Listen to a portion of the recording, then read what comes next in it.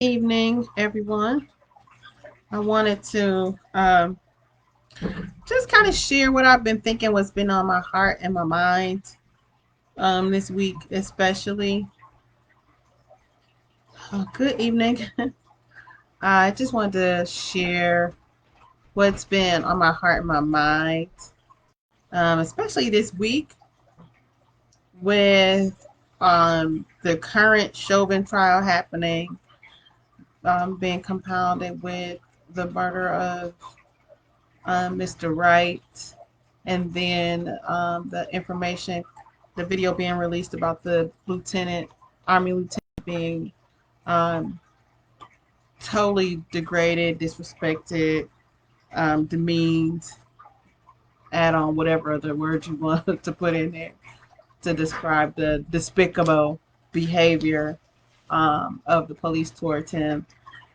And just the overall stress of racism and the weight of it, the racial trauma, it's just so real. So I've been really thinking about that a lot. My work, I facilitate conversations about racism quite regularly.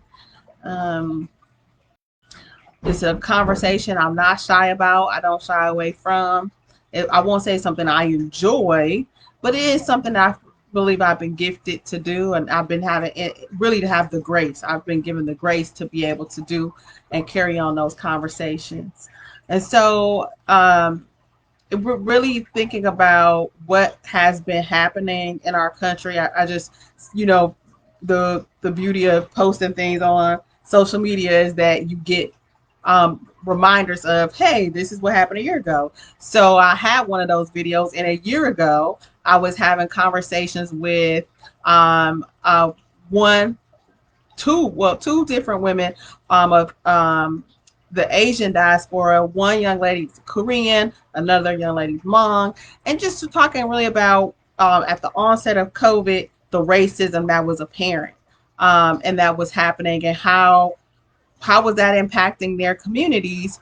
And just lo and behold, 1 year later, pretty much exactly to the date, was the shooting in Georgia, slaughtering women um, of Asian descent. And so it just was a cruel reminder that we are really locked into a space where we are, as a country, still not really confronting racism, white supremacy in the ways that we need to.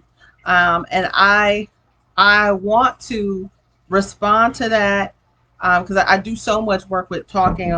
Most times I'm talking to white people when I'm having conversations about racism. I don't get a chance to spend a lot of time with people of color and really unpacking that in the ways that I want to, especially Black people. And so, what's been on my heart, and it has been on my heart for a while, but with these recent events, it's just really been more important to me now. I really want to find ways to have a retreat for Black people, especially, to just have fun and a beautiful space that's affirming, that's free, um, that can be uplifting, a way for us just to bond together in ways that we don't always get to do, in ways that we don't always get to be together without there being or being really what you would say under the white gaze. I want us to be able to escape and kind of get away from the burdens and pressures of racism and really be really explicit about that in our time together. So I was reminded this week by Arletta Cobb and then my cousin Tony Cobb that if this is not something that I have to do by myself. That if I put it out there, if I connect with other people who want this too and who will be willing to help make something like this happen. So this is me saying, yes, I don't have to do this by myself. I don't have to create a whole retreat to try to rescue rescue and lift all of the black folks that I deeply love and care from the burden of racism. Hey Erica, I know you definitely one of my people that's down.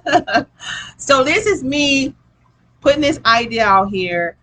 I really believe in my heart that once the Chauvin trial is over, or it might even before that, we're definitely, especially black folks, gonna need a way to escape the pressures, or really come together and bond in a way that is safe and healthy just for us.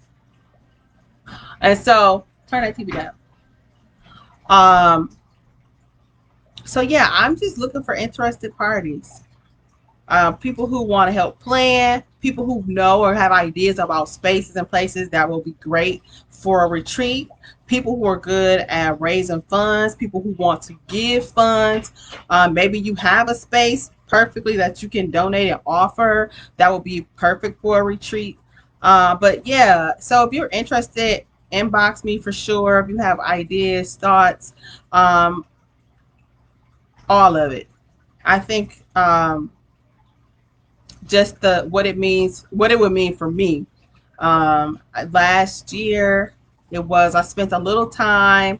One of my sister friends really looked out for me. Spent a little time doing some therapy myself around just some racial trauma for me, and so I would encourage any person of color, especially a black person, Black American for sure, really exploring racial trauma and the way it is impacting you and the way it is showing up for you.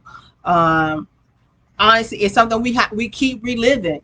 You know, social media, of course, we in some ways we can't escape all of the bad news, but then you have to go to work. You know, you have to live on your block, in your neighborhood, uh, go wherever you go, and know racism is ever present. So it is a way for me to say, hey, I see you, I love you, I support you, I'm here for you. You're not alone. You're not carrying this alone. We're in this together. And once we combine all of our holy juices, all of that we possess, all that's been given to us, all that giftedness that's inside of us, that ingenuity, that which we've been able to do as Black Americans that have produced just so much. Once we can all come together in a healing way, a healing space, what much more could we create and do that's explosive, that's for us and our interest? So again, if you're interested in helping plan a retreat, helping fund the retreat or fundraise for a retreat, or offering ideas or spaces the way this could look and manifest, please do send me a message. I really would appreciate just kind of what you're thinking. I mean, if even if it's just, hey, you just want to talk. I was asked, was I going to do my Sankofa boxes again, and I am. I started the Sankofa Box project again because of racial trauma, and this was my ways, my care packages to give to people of color, just to say, I see you. You should be cared for, and this is my way of giving you a hug. I call it a hug in a box, and I include a pamphlet that explains a little bit about racial trauma, that talks about grief, because we have a lot of that happening and going on, and a way to encourage you just to take care of yourself. So I will be doing that again. I'll be starting a fundraiser under racial trauma that would include being able to give away those care packages again to people of color, as well as looking at how to create and make this retreat event and space happen. So thanks for giving me a little bit of your night tonight. And I look forward to whatever ideas, suggestions, thoughts you may have. Again, I'm open to it all, especially to the funds to make it all happen. In the meantime, take care of yourself, smile, and remember that a lot of us right now are carrying and dealing with the same thing. So a little extra loving can go a long way. Good night.